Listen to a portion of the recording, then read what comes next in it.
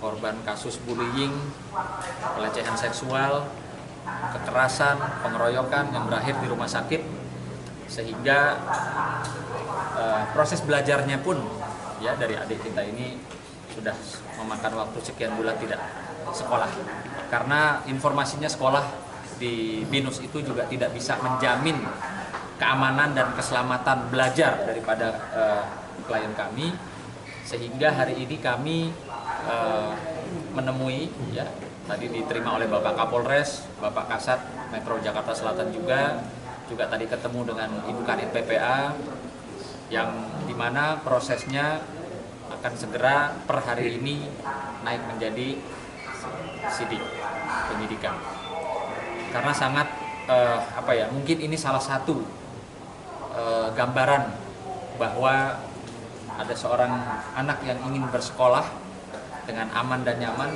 tapi justru mendapatkan perlakuan yang sangat sadis. Saya boleh katakan sadis karena apa yang dia sampaikan kemarin itu betul-betul luar biasa apa yang dialami oleh adik kita ini.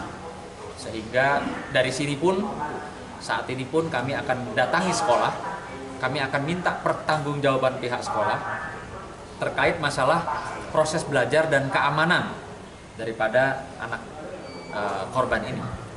Ya, jangan sampai ada kesan pelaku-pelaku pengeroyokan, pembulian itu malah tetap bersekolah seperti tidak ada masalah, korbannya justru yang menjadi korban di pendidikannya, yaitu sampai tidak sekolah.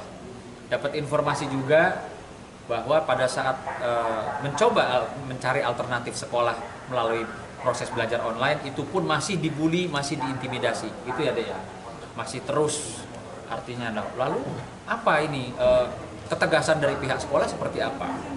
Perlu diketahui ini sekolah yang bukan sekolah murah, sekolah yang punya tarif ya, punya tarif mahal di atas rata-rata.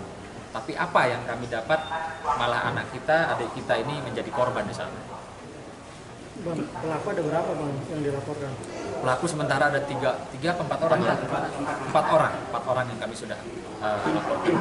Ya harapannya nomor 1 ya, proses hukum tetap berjalan, para pelaku segera diproses dan segera mendapatkan sanksi baik secara hukum maupun sosial di sekolah, dan anak ini bisa kembali menimba ilmu. Itu harapan dari kami. Jadi untuk sekarang kita sudah memanggil 18 orang saksi yang sudah kita periksa. Kemudian semuanya sudah kita mintain keterangan. 18 saksi itu termasuk pihak sekolah atau bagaimana? Betul, jadi dari pihak sekolah, kemudian saksi-saksi yang melihat, mendengar, itu yang jelas. Korban, lapor, itu udah kita periksa semua. Termasuk kepala sekolah? Jadi semua sudah kita periksa. Dokter dari yang visum ya, yang meriksa visum juga kita periksa. Jadi untuk sementara kita mengumpulkan barang bukti dan saksi-saksi, itu yang jelas untuk memperkuat kasus yang dilaporkan. Itu. Termasuk mungkin CCTV ya? CCTV jelas. Jadi untuk barang bukti CCTV itu yang sangat kita menjadikan barang bukti. Jelas ya, fakta ada di situ. Dari hasil pemeriksaan itu 18 saksi udah ada penetapan tersangka?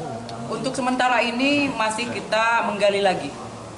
Ya, jadi nanti penyidik yang menyimpulkan, nanti ada pasti gelar perkara untuk menentukan siapa dan mengapa di situ kejadiannya.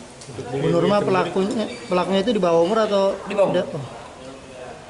Apa mungkin motif mereka melakukan dugaan perundungan itu? Ya, jadi untuk sementara ini masih kita gali, tapi yang jelas ada di sini di sekolah itu ada akan ada pertandingan boxing yang di luar sekolah. Nah itu yang menjadi pemicu dari kasus yang dilaporkan. Junjung tinggi prinsip jurnalisme dalam setiap tayangan terbaiknya. Menghadirkan berita bernilai sebagai referensi. Gelar bicara yang tajam. Tidak, ini kan kebohongan dok. Mengupas fakta demi fakta dan mendorong pencarian solusi. serta investigasi yang mengungkap kebenaran. Rosi, Satu Meja, The Forum, Sapa Indonesia Malam. Nilu, ikuti semuanya bersama Kompas TV.